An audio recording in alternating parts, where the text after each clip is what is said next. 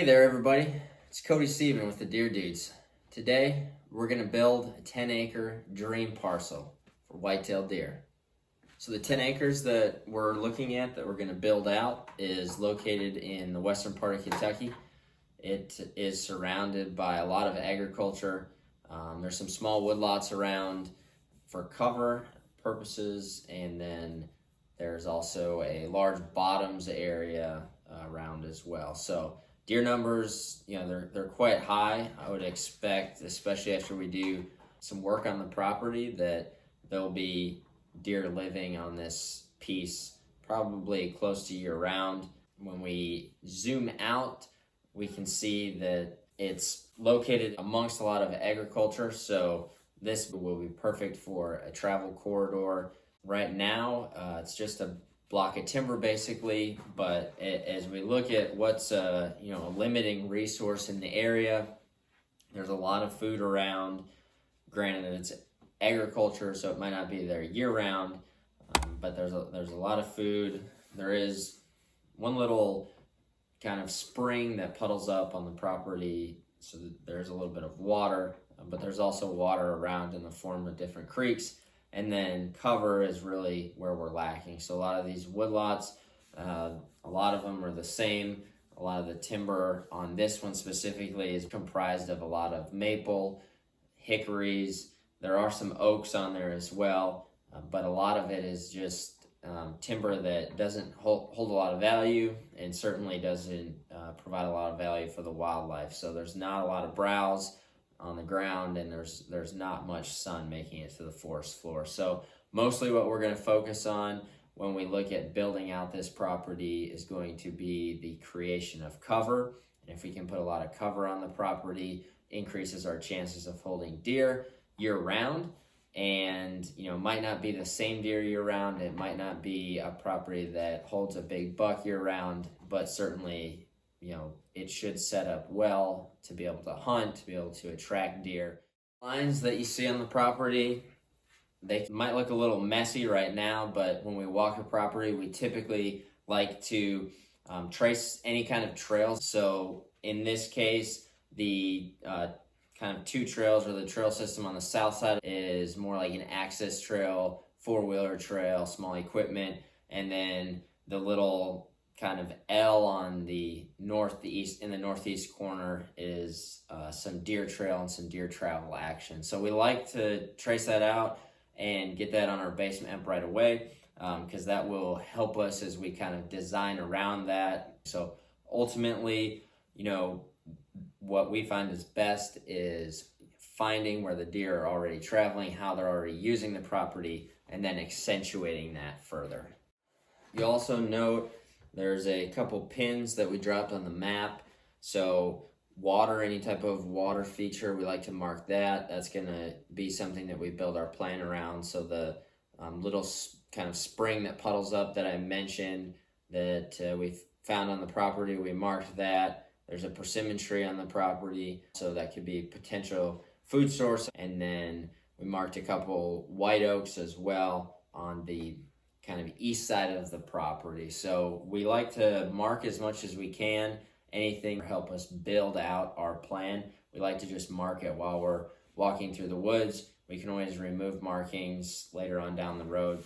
So one thing we noticed right away, something that was pretty interesting to this 10-acre piece, is that it actually has a little point that runs down the middle of the property basically runs north and south, and the tip of that point on the north side is where the red exclamation point is. So we dropped a pin there on the point before it kind of drops down to the north, and then as you get off of that point, it also drops off to the east and to the west. And so in a small 10-acre piece like this, just that small topographical change can also provide some good area for bedding. In an area like this where there's not a lot of hills, there's not a lot of topography, just those slight little changes can definitely hold deer and make them bed in certain areas like that.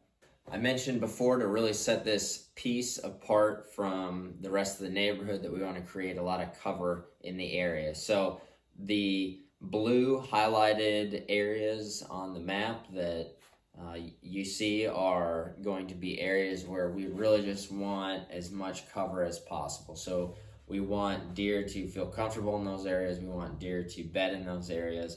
And the major way that that's going to happen is through a lot of timber cuttings. 10-acre piece is a little small probably to have somebody come out and cut it for timber. A lot of, the maple, the hickory isn't worth much anyways. A couple things that we would recommend is, burning those areas either before or after you cut. If you do it before you cut, there's not as much disturbance. Before you lay your trees down, you can get that layer of leaves all burned off. But certainly if it works out to where you just need to start cutting, it's best just to start cutting, and then you can always burn after. Really, the removal of a lot of those unwanted trees, we want to get sunlight to the forest floor. May also do some hinge cut pockets throughout there as well for some additional cover, especially early on before a lot of regeneration and regrowth happens from the forest floor. So some of the elms that are in there, some of the maples, some of those are still small enough and young enough to where if we hinge cut pockets of those, there'll be some good cover on the ground starting out.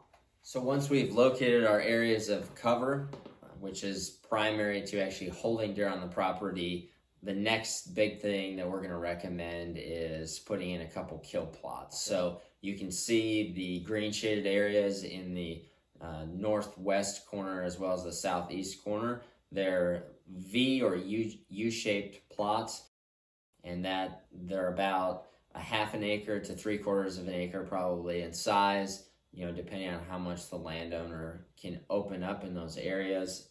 They're not made to necessarily attract a lot of deer, but they're in natural paths of movement to where you may have deer coming into those before exiting the property and going out into the large ag. So the purpose for the U-shape or the L-shape, we really like those types of plots because they usually allow the hunter to be able to get in there and hunt on a couple different winds. Something, what we would recommend in a plot this size in the woods is probably going to be like a clover chicory mix, probably some winter rye later in the year. We really like to just, keep something growing there year round.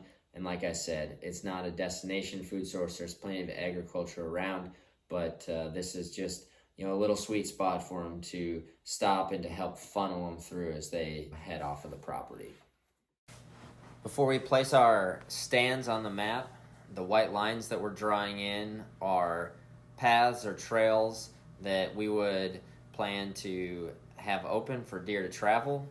These trails will help funnel deer as well as create just a line of movement throughout the property from one area to the next. Now you can see that most of these trails come into and out of the property at some point, but they all converge in the middle of the property, which is on that point that we want for bedding, and so that's going to really act like a hub for all kinds of deer travel. Now just because the lines are straight lines on our drawing, we don't necessarily recommend that the landowner put in straight trails that a deer could see all the way down, but adding some cover in there, keeping just paths of movement around maybe some hinge cuts, or as it starts getting really thick with cover, those trails can zig and zag back and forth some.